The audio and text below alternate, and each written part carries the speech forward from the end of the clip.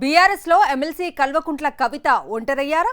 ఆమె నేతృత్వంలోని తెలంగాణ జాగృతి చేస్తున్న కార్యక్రమాలకు గులాబీ పార్టీ నుంచి సహకారం అందటం లేదా? 6 నెలలు జైల్లో ఉన్నది సరిపోదా? ఇంకా నన్ను కష్టపెడతారా అని కవిత ఎందుకు ఆగ్రహిస్తున్నారు? రెచ్చగొడితే ఇంకా గట్టిగా స్పందిస్తా అని ఆమె ఎవరిని ఉద్దేశించి కామెంట్ చేశారు? Just watch the story. 2023 చివర్లో జరిగిన తెలంగాణ అసెంబ్లీ ఎన్నికల్లో బీఆర్ఎస్ అధికారం కోల్పోయింది. రేవంత్ రెడ్డి ముఖ్యమంత్రిగా కాంగ్రెస్ పార్టీ అధికారంలోకి వచ్చి ప్రభుత్వాన్ని ఏర్పాటు చేసింది. 9.5 ఏళ్ల పాటు అధికారంలో ఉన్న బీఆర్ఎస్ ఇప్పుడు ఇంటా బయట అనేక సవాళ్లను ఎదుర్కొంటుంది అన్న చర్చ రాజకీయ వర్గాల్లో గట్టిగానే జరుగుతోంది. అంతేకాదు, మరోవైపు పార్టీలో నాయకత్వ అంశంపై ఎప్పటికప్పుడు అనేక రకాల ప్రచారాలు జరుగుతూ వస్తున్నాయి. గులాబీ కీలక నేతల మధ్య పొసగడం లేదనే వార్తలు, విశ్లేషణలకు కొదవే లేదు. హరీష్ రావు, కేటీఆర్ మధ్య గ్యాప్ ఉన్నట్లుగా చర్చ జరుగుతోంది. దాంతో పార్టీ క్యాడర్లోనూ గందరగోళం నెలకొంది. ఈ నేపథ్యంలో తాజాగా కేటీఆర్, హరీష్ రావులు కలవడంతో దాదాపుగా ఆ ప్రచారానికి తెరపడినట్లయింది. గులాబీ పార్టీ వర్కింగ్ ప్రెసిడెంట్ కేటీఆర్ నేరుగా మాజీ మంత్రి, సీనియర్ నేత హరీష్ రావు ఇంటికి వెళ్లారు. దాదాపు 2 గంటల పాటు వారి మధ్య చర్చలు నడిచాయి. మాజీ ఉద్యోగ సంఘాల నేతలతో భేటీ అయిన కేటీఆర్ కార్యాచరణను సిద్ధం చేశారు. మరోవైపు కేసీఆర్ ఏ నిర్ణయం తీసుకున్నా తాను కట్టుబడి ఉంటానని సిద్దిపేట ఎమ్మెల్యే హరీష్ రావు ప్రకటించారు.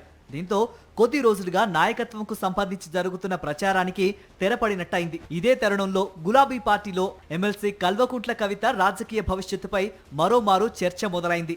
జైలు నుంచి వచ్చిన తర్వాత కొంతకాలం సైలెంట్ గా ఉన్న కల్వకుంట్ల కవిత ఆ తర్వాత పొలిటికల్ గా యాక్టివ్ అయ్యారు. తెలంగాణ జాగృతి ఆధ్వర్యంలో కార్యక్రమాలు మొదలుపెట్టారు. అసెంబ్లీలో జ్యోతిరావు పూలే విగ్రహ ఏర్పాటు చేయాలన్న డిమాండ్ను వినిపించారు.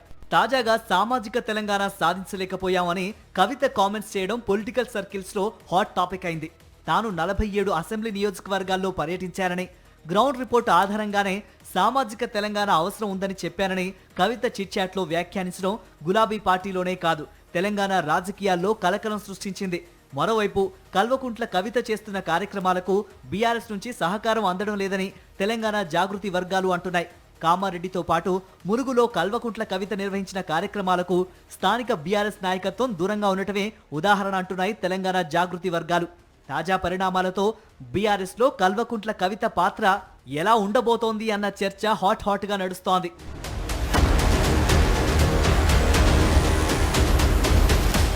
ప్రస్తుతం ఎమ్మెల్సీ కల్వకుంట్ల కవిత అమెరికా పర్యటనలో ఉన్నారు. ఆమె ఇప్పటికే తెలంగాణ జాగృతికి సంబంధించిన నియామకాలను కూడా మొదలు పెట్టారని సమాచారం. రానున్న రోజుల్లో తెలంగాణ జాగృతి కార్యక్రమాల స్పీడ్ పెరుగుతుందని కల్వకుంట్ల కవిత సన్నిహిత వర్గాల ద్వారా అందుతున్న సమాచారం. మరోవైపు బీఆర్ఎస్ పార్టీ నాయకత్వం కూడా పార్టీ బలోపేతంపై దృష్టి సారించింది. కాంగ్రెస్ ప్రభుత్వం ఎన్నికల హామీలను నెరవేర్చడం లేదంటూ విమర్శలు గుప్పిస్తూ కార్యాచరణ ప్రకటించేందుకు మాజీ ముఖ్యమంత్రి కేసీఆర్ సిద్ధమవుతున్నారట. ఇలాంటి రాజకీయ పరిణామాల క్రమంలో రెచ్చగొడితే ఇంకా గట్టిగా స్పందిస్తా అంటూ కల్వకుంట్ల కవిత చేసిన తాజా కామెంట్స్ ఎవరిని లక్ష్యంగా చేసుకుని చేశారు అన్న చర్చ ఇప్పుడు తెలంగాణ రాజకీయాల్లో జోరుగా జరుగుతోంది. కవిత వ్యాఖ్యల నేపథ్యంలో రానున్న రోజుల్లో తెలంగాణ రాజకీయాల్లో ఎటువంటి పరిణామాలు చోటు చేసుకుంటాయన్నది చూడాల్సి ఉంటుంది.